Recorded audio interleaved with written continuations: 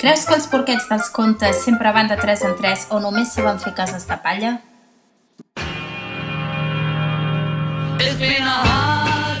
Doncs ara toquen en un grup.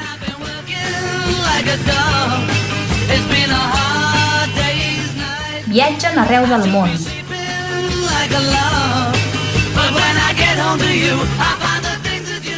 I planten cara al llop. Però el llop tampoc és el mateix. De fet, no són els mateixos.